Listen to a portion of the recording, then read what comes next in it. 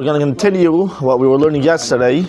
We were learning yesterday that there are two stages in the days of Moshiach. The first stage is that the world is running regular without miracles. And the second stage is when all the miracles and chiyas hamesim for everyone will take place, the miraculous stage. What is these two stages according to the depth of the Torah, the chadsidus, according to the secrets of the Torah, according to Kabbalah? So we explained regarding Olam Haba, it says also that similarly that there's two stages. There's a stage, it says that they're going to be eating and drinking. They're eating the Sheirah Bar and the Levyas and drinking the Yain HaMeshumar. There's going to be a meal that the Eibusha is going to make for tzaddikim.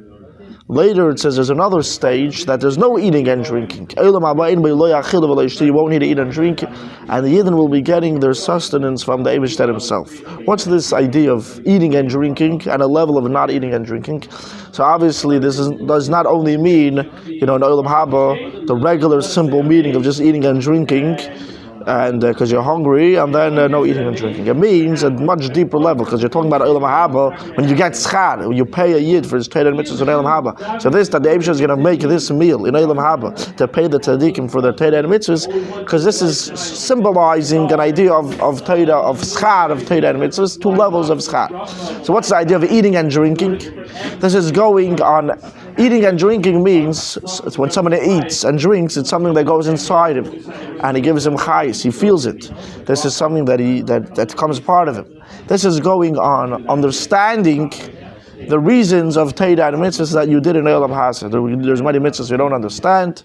This is going on the level of schar, the payment of the Eibusha for our Torah and mitzvahs, in a way that will internalize and will come inside you, outside will feel it. This is called in the language of Kabbalah and chadsidus. This is called tainug hamurgish, a pleasure that you could feel, eating and drinking. Then there's a level that there won't be eating and drinking, and you're going to get schar from the Eibusha himself. What does this mean? No eating and no drinking. This means this is going on the schar for Mesiras Nefesh, for Torah and mitzvahs. The schar for the devotion for Torah and mitzvahs, that's above understanding, above seichel, above our.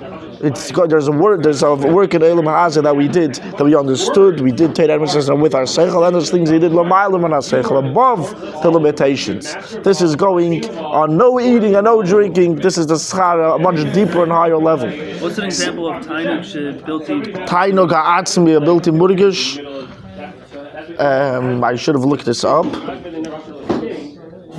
If I remember correctly, there's certain things that it's so strong that it's very not necessarily, it's a very, very strong high level. You don't even feel it because it's such a deep tainug, something like that.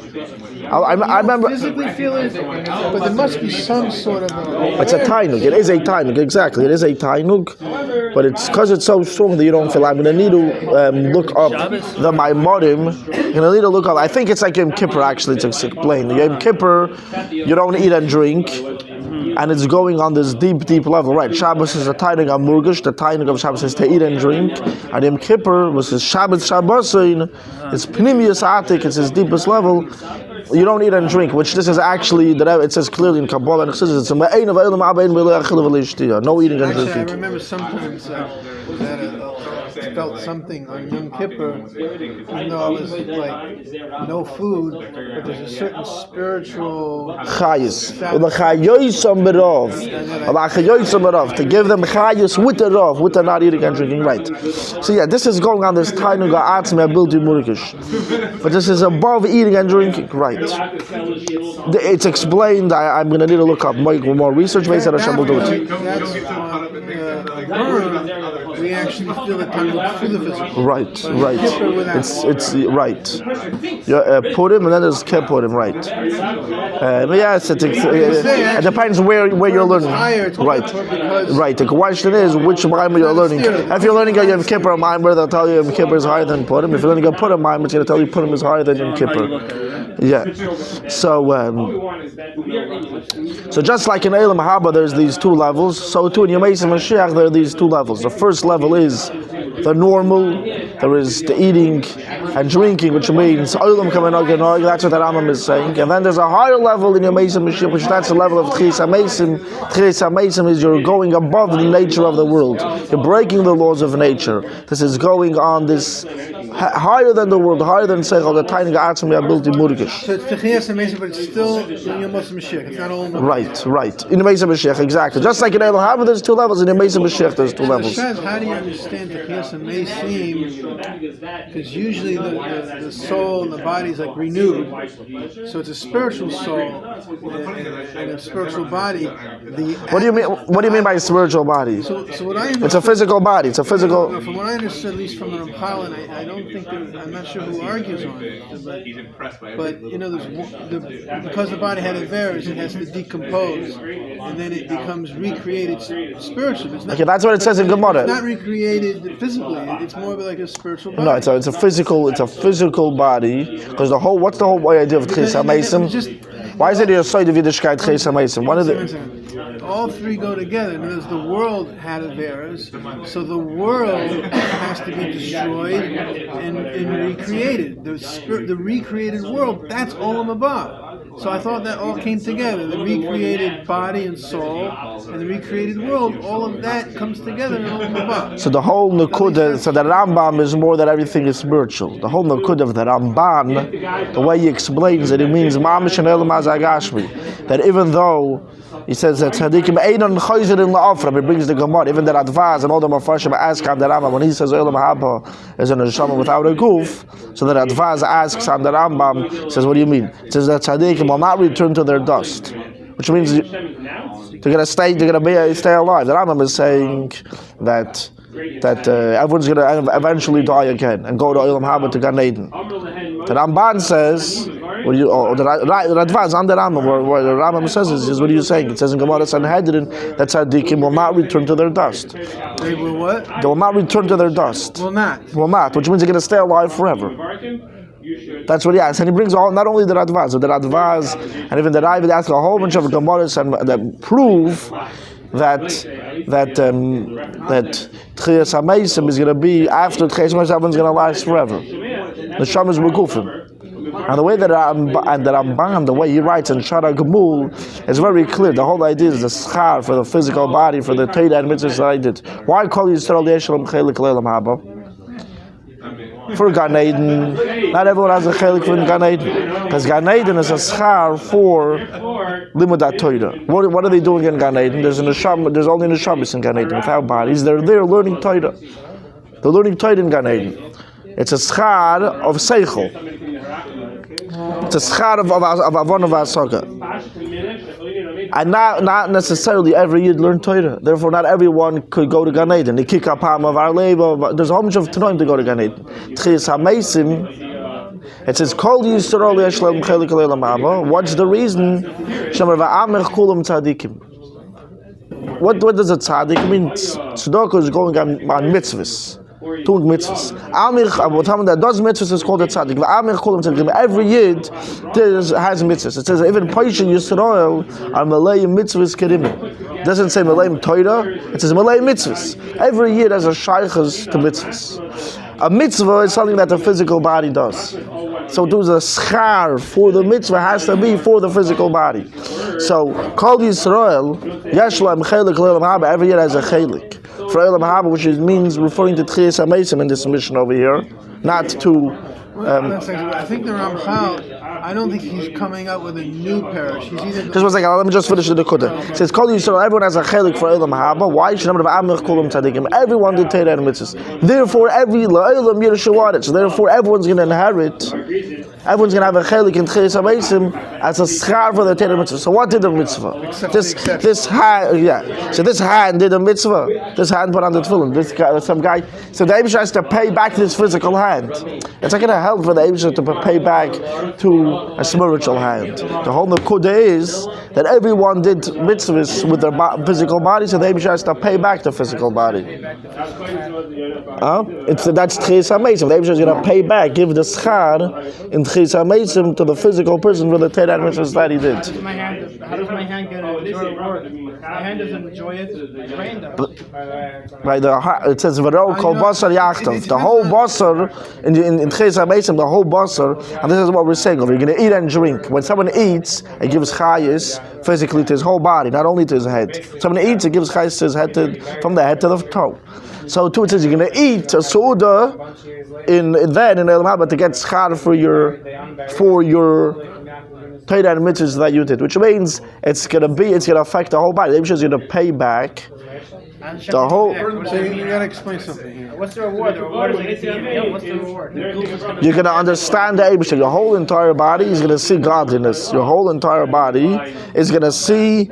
Your hand is you're going to see the godliness that's in your hand. When you did a mitzvah, you brought godliness into your hand. You did a mitzvah in your body, you brought godliness. Now you don't see it, and you don't feel it, and you don't have this. But you that's what's happening.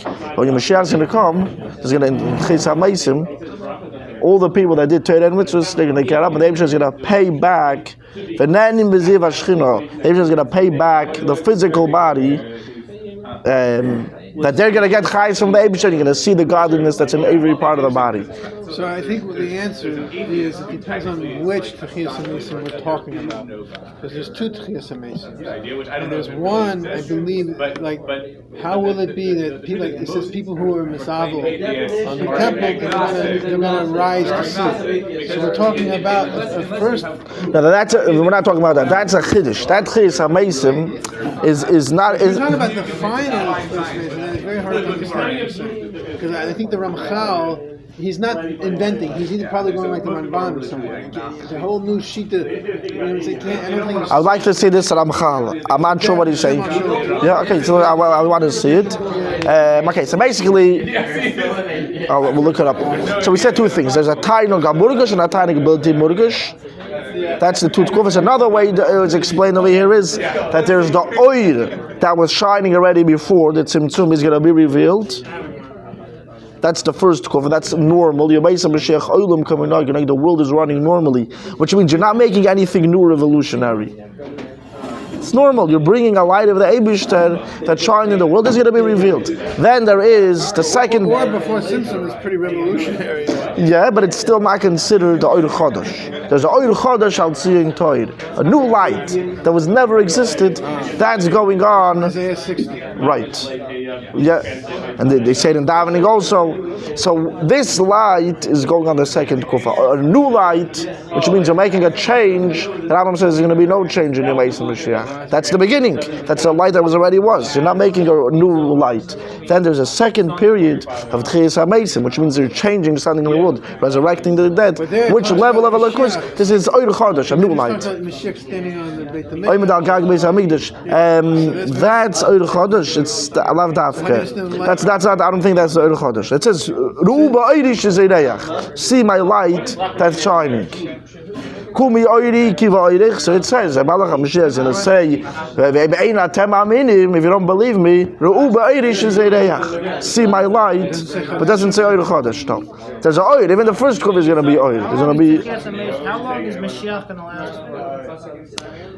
There's different opinions, but if you want to know the bottom line, it's going to last forever. Is it going to last for the rest of eternity, or is it going to be like Kabbalah said, it's going to be another cycle, the whole Bria, the Hashem there, recreate the world, another 7-day operations, the whole thing will be restart.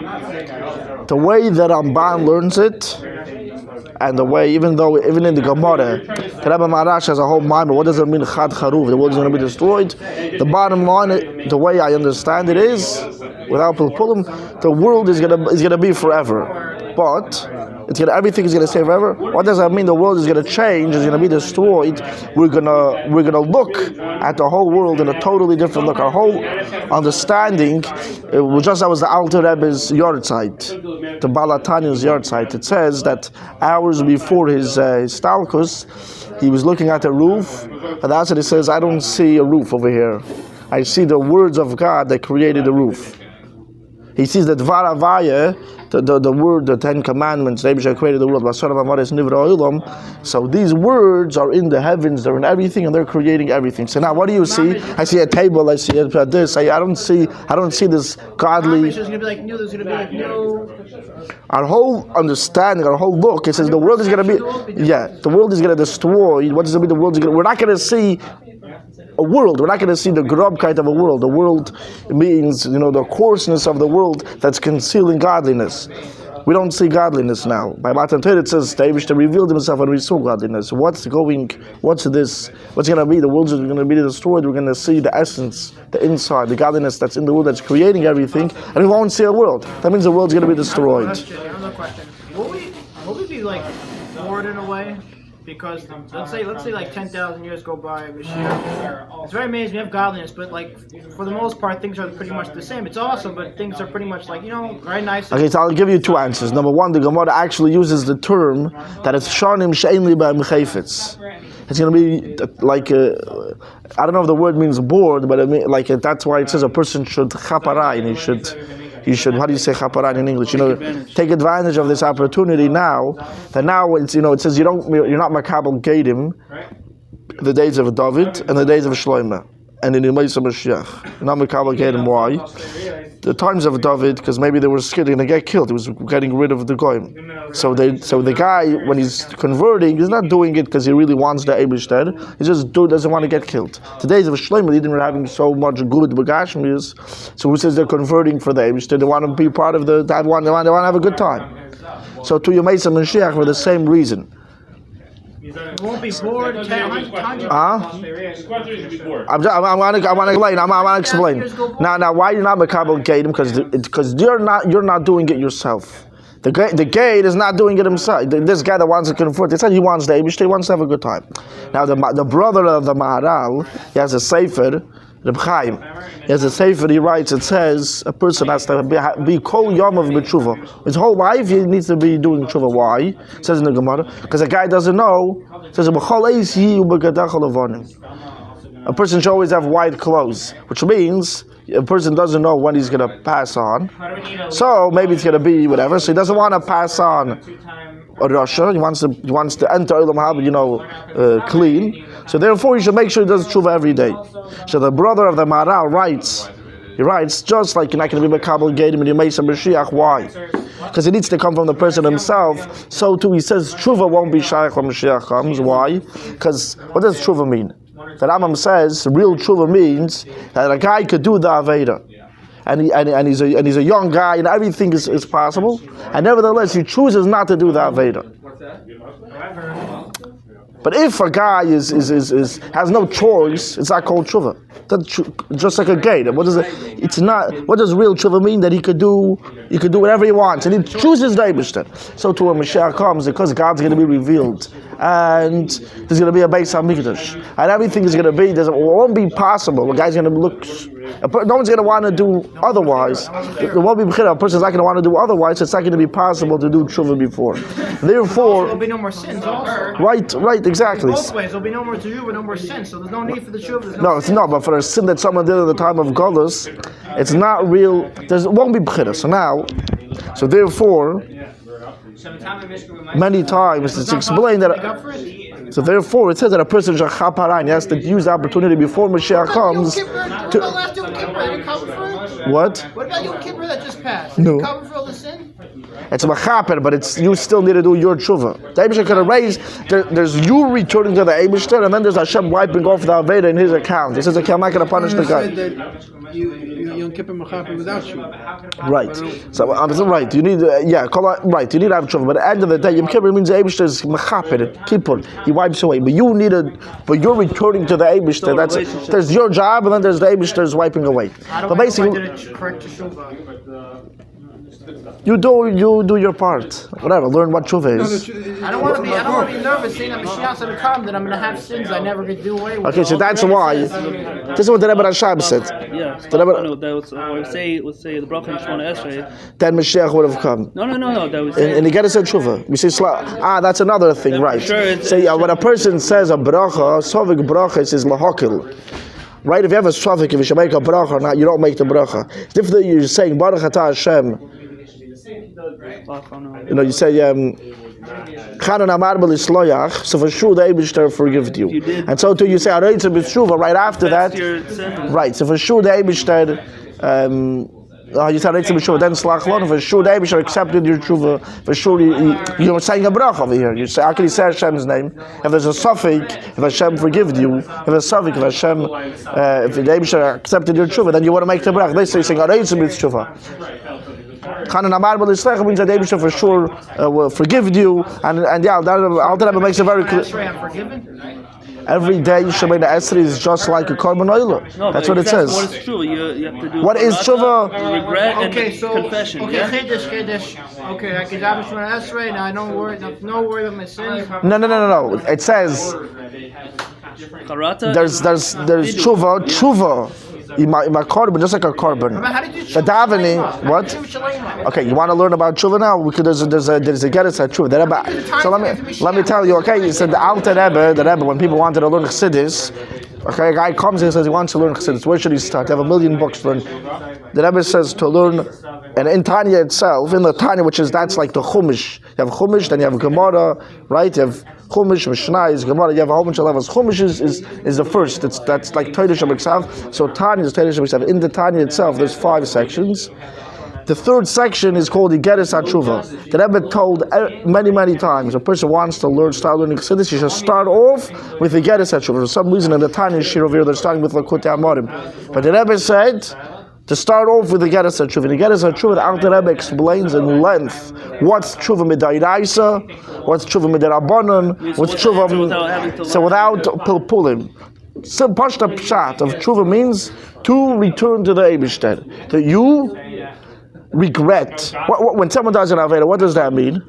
That he forgot about that the Eibishter exists. There's a king over here told you to do something, and someone didn't listen to the king. A person could do an Aveda without forgetting.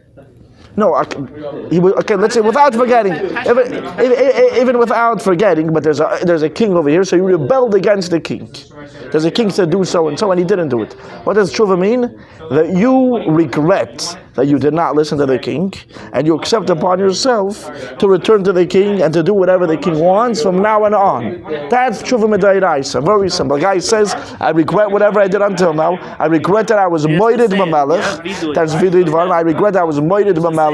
I regret that I rebelled in the king. From now on, I'm accepting the Eibishter to be my king, to do whatever he wants from me. Mitzvah say, mitzvah say whatever it is I'm going to do. That's midayraisa. Okay, fine. Midirabanan, so tshuva, the Alter Rebbe says, not fasting, is not all these other stuff. That's nothing to do with tshuva. Then there is, that's midayraisa. Then there's then Alter Rebbe says, if a guy made a king upset, okay, he didn't listen to the king. The king's angry at him. Now he returns to the king, says, I regret what I did. The king says, okay, I forgive you, that's it. So that's tshuva midayraisa. But the king still has this weird look. He looks at this guy. Oh, this guy, even though he forgave him, but he's not the same person like in the beginning. The relationship with the king isn't the same. Therefore, what does the person do? The next thing is he gives presents to the king. He sends messengers to give him presents that the king should have this connection just like before. Therefore, so what's that? That's all of these fasts and all these other stuff. That's or tzedakah. So these days there's no fast. Instead of the fasting, you give tzedakah the amount of money of the meals that you would have eaten. So let's say you have to pay $10. That's enough food. That's how much money you need to buy a meal. You give that amount of $10. It's as if you fast. So a guy that does that, so now that's like giving a present to the king, and now the king is happy with the person. Okay. That is in whatever, very, very short, but it's very, very long. There's tshuva tatar and tshuva ilah. I have a question. There's a low. Now, there's just one last thing. That's a low level of tshuva. The high level of tshuva is the literal meaning of tshuva means the returning. Toshuv hey, the hey should return. Now, there's yud kei vav kei. Hashem's name. There's 2 heys. Hashem's name. There's 2 heys. There's the first hey and the last hey. The lower level of tshuva means that the lower hey, the last hey, returns back to the yud kei vav. The higher tshuva is to connect with the higher hey. And the way you can explain the yud is chachma, the hey is bina. The Vav is all the other midis, and the last is Malchus. The higher level of tshuva is Bina. Bina I tshuva. When someone learns Torah, the way the Alter Rebbe explains it, you're not only the king's happy with you now, you gave him a present, but even more than that you become one with the king. Imagine the king. Imagine you and the king could somehow become totally one. The way the Alter Rebbe says is that the Eibishter blew our neshamis into us, right? Like by Adam Arishain. Tshuva means that the neshama is returning back to the Eibishter, and it's back like inside the head of the Eibishter before he blew it out. What does that mean? When a Yid learns Torah, and he understands the Torah, and he becomes totally, and he understands it with his bina, with his seichel, he becomes totally one with the Eibishter, and it's as if he's totally united. That's the higher level of tshuva, that he's one with Hashem. He's totally one with Hashem through the limud that Torah. Okay, so now we got into tshuva, and Yisrael Eisim tshuva miyadei negolim. Through doing tshuva right away, we're going to be redeemed. So basically, I just want to finish off this nakuda that when Moshiach is going to come. So obviously, yes, the idea of tshuva. It says it says in Zohar, Moshiach also Rasova tzaddikai b'tiyufta. When Moshiach is going to come, what is he going to do? He's going to make tzaddikim do tshuva. So they didn't do Averis. What do they need to do tshuva? He is going to make them reach this level of being united with the Eibishter more than the way they are in the time of God. So that's going to be a revolution that Mashiach is going to do. So yes, there's going to be this idea of tshuva after Mashiach comes. All the tzaddikim, yes. But the idea of Bechira. How many tzaddikim are there? Like 3,000. Whatever, he's going to make someone that never did any Averis, he's going to make them have the mile of tshuva. Right. But the point I'm saying over here is that the idea of Bechira, of choosing to do tshuva, when you had an Avera and you didn't do the Avera, So how can I learn? you could have done the Avera and you held yourself up, that's not going to be possible after Mashiach comes, because there's not going to be a Yetzer Hara, there's not going to be any bad. Therefore, a person should chaparai now, so to tzedakah. Mashiach is going to come, there's not going to be poor people. And you're never going to be able to do the mitzvah of tzedakah after Mashiach comes. So therefore, a person has to chaparai and has to use out these last seconds of Golus to give it tzedakah, because later he's never going to be able to do tzedakah. So you're asking, are you going to be bored after Mashiach comes? So the way that Rebbe Rashab says that you have to chaparai, and he says people are going to be pulling out hairs from their head. Frierdiker Rebbe writes in a sikha of regretting how they could have used out the time of Golus they had this investment opportunity. Yeah, they could have used out this opportunity. Then there was a Yetzer Hara that was pulling him to do an Aveda, and he didn't do the Aveda. For that's a huge thing. That when Mashiach is going to come, he's not going to have his eyes going to regret. Why didn't he chaparain or to certain the David? Mashiach comes, we still sent to new levels. So that's another thing. So now we're not. So on one hand, it says it's going to be shonim she'ein li b'hem chayfetz. It's years that I have no desire in it, quote unquote. It says in Gemara, I'm not desire. I have no desire for these years. It's going to be quote unquote. You're going to be bored. That's how it sounds. But on the other hand, it says yelchu m'chayil choyim. Even when Mashiach is going to come, it's not like we're going to be on one level every day.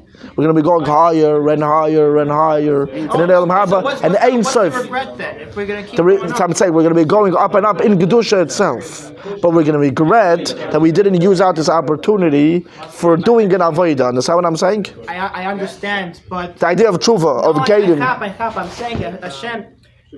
What's the point of regretting if the world has already changed? I'm saying, like, what? You regret the past for how long? You regret the past? We still have new levels. Once we have new levels unlocked to us, you're not going to regret it as much because you have more opportunities. Once Mashiach comes, it's like you have more opportunities. It's like right now this is an opportunity, right? Right now in Golus, it's dark. So you don't know. It's an opportunity. But Mashiach is coming. It's going to be all light. It's going to be all light. It's going to be a whole different type of opportunity. It's like that style of opportunity of having a Yetzer Hara that's telling you to do an Aveda, and you're not doing the Aveda. That's only going to be now. That's only now. After Mashiach comes, David is going to shech the Yetzer Hara. There's going to be no more Ruach HaTum in the world. So that opportunity to choose good is not going to be. I'm saying we still have opportunities to grow Kedusha without the Yetzer Hara. Yes. It's the same effect. It's not the same effect. It isn't. Not the same degree of effect, but the same effect. We still grow. With the Yetzer Hara we grow, but without the Yetzer Hara we still grow. So what's the What tzaddik? It's not the. You won't be able to ascend so fast, I'm saying. But maybe you still could ascend. The world is going to exist forever, so I have forever to ascend. But in the end of the day, a guy does not have. It's not the same thing. The Alter Rebbe said, the Rambam says, a guy could do tshuva when he's a young guy, when he has a young Yetzer Hara that's full of energy to wants to do a whole bunch of Avedis. And then he does tshuva. That's the real quality tshuva. That's real tshuva, the Rambam says. If a guy's 99 years old and he's in some hospital about to, I don't know what, and the guy can't do any Aveda anyways, and then he decides that he's regretting for the Avedis he did, so the Eibush is going to accept his tshuva, but it's not the same thing. So yeah, the guy has the opportunity. Moshiach's going to come. We're going to go higher and higher and higher, but in the end of the day, it's not the same thing as if someone has a Yetzer Hara and he's not doing the Aveda. But it's also one of the most beautiful. Then how can we achieve true goodness if we never have such a thing? If what? It's possible to achieve a real level without there has to be such a taiva. Hashem can't make it that we can still achieve really good heights without Yetzer Hara. Hashem can do anything. Hashem can do anything. They could have made that the chadsidus wouldn't happen. They could have made that we wouldn't be godless. They could do a lot of things. But at the end of the day, What I'm trying to say is there's more to it. Hashem's not going to make it that everyone's going to be upset that there's no more Yetzer Hara. Because that's not true goodness then. That's not real. That's not really Gan Eden. It's not true good. True good is when you're totally good. You're not regretting it. Everything is good. You're like, you can't. Gan Eden is not. There's good and better. I'm saying, just like there won't be tshuva when Moshiach comes, it says, just like there won't be Gadim, accepting Gadim when Moshiach comes. That's it. A guy's gonna say, he wants to become a ger now. I say, I'm sorry, we can't accept you to become a ger now. It's too late. You lost your chance. If the guy would come a gate in Golus, so then the guy really wants the Eibishter. Moshiach comes, or in the times of Shlomo HaMelech, he told the guy, I'm sorry, you're not accepted. This gate is not accepted. We can't accept you. Because we don't know that you really want to do it. Maybe you're just doing it because you want to have a good time.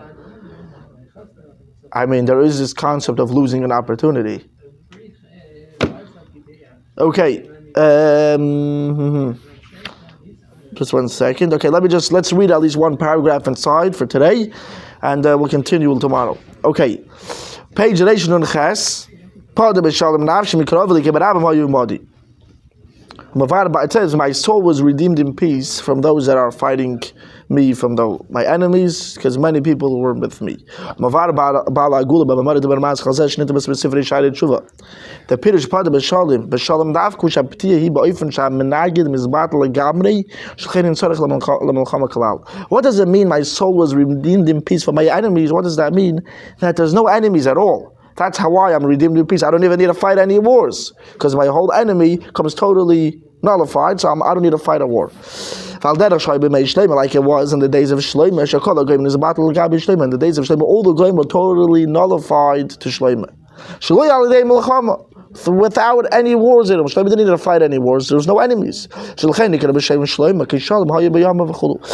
Shlomo is called Shlomo, which is the chadsidus of the word shalom, peace, because there was peace in his days. Nevertheless,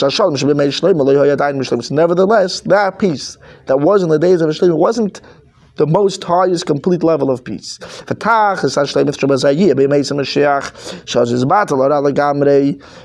high peak, the most complete level of peace, which means that there's no enemy at all, that I don't need to fight a war, that's going to be in the days of Moshiach, when then the bad will be totally nullified. It's like it says, the spirit of impurity I will destroy and distinguish, take it out of the world totally, from the earth. Wait. I'm sorry to interrupt, but during Moshiach, before Tekas Amazing, we will still have the time to rectify everything. You're saying, can you make some Moshiach in the beginning? Yeah.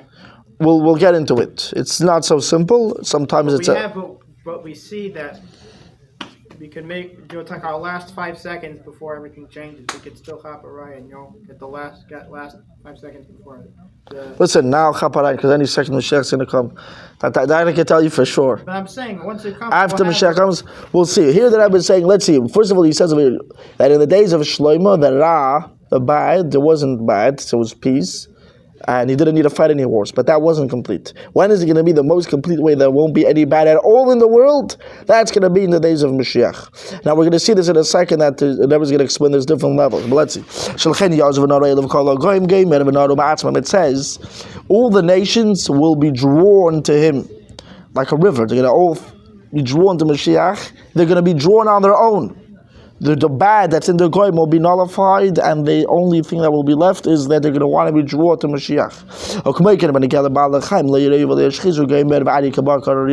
Not only the goyim, but even the animals. It says they will not do bad, they will not vandalize. A lion, just like a cow, will eat grass, will eat straw. It will not eat other animals, he'll eat straw. Moving to be based on Moshiach Gufa Shleimus, the part of Shalom and Tibet Kufa Shnia Dafka. This, that the Rebbe, the Mittel Rebbe in his Maimer says, when will be the peace in the days of Mashiach? And what does he say? He brings the pasuk that a lion will eat straw just like a cow. He's hinting that when is going to be this peace? He's saying in the days of Mashiach is going to be peace, like the lion's going to eat straw. What does that mean? When will the lion eat straw? Not in the beginning of Yemei Mashiach. Then it's only going to be a mashal. Then the lions will still vandalize and whatever. And then it's only a parable that the goyim, which are compared to a lion, will live peacefully with the yidden that are compared to a sheep. But when will it be? When will the lion literally stop vandalizing and live peacefully with other animals? When will miracles take place? This will be in the second period in the days of Mashiach, which means when will be the completion of the Padum Shalom being redeemed with peace. The bad will be nullified from the world. When will this take place? Which that means you're redeemed with peace. There's no enemy. There's no more bad. There's no enemy. So everything, there's only peace. That's going to be in the second period of the days of Mashiach.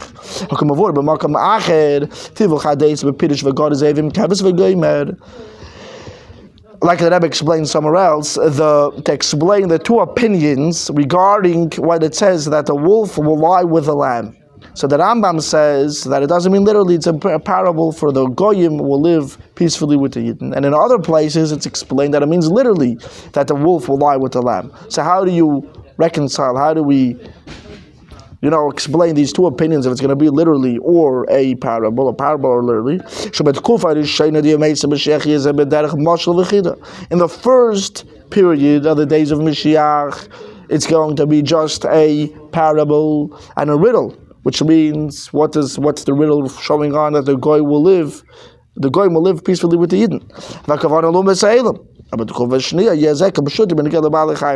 And in the second period of the days of Mashiach, it is going to be literally, which means even in animals, that the animals themselves will not vandalize. So I'm sorry, this is what we're explaining over here. We're going to learn more in depth tomorrow with Hashem's help. Hopefully this will be in Yerushalayim with Mashiach himself. We're going to learn more from this Maimer. The Rebbe is explaining this idea of the two periods of the days of Mashiach, that there's the peace, according to the Rambam, that in the beginning of Yemei Mashiach. We'll be learning this peace with Mashiach. We're going to be learning it like this. Okay, this is going to be like it'll be like a user manual. This book is going to be a user. My guy wants to know what's flying. He sees this happening, that happening. So look inside and say, I can understand what's flying. Okay, may this be. Take it from miyad mamish. Thank you all. I have a question. When Mashiach comes before the second, before it's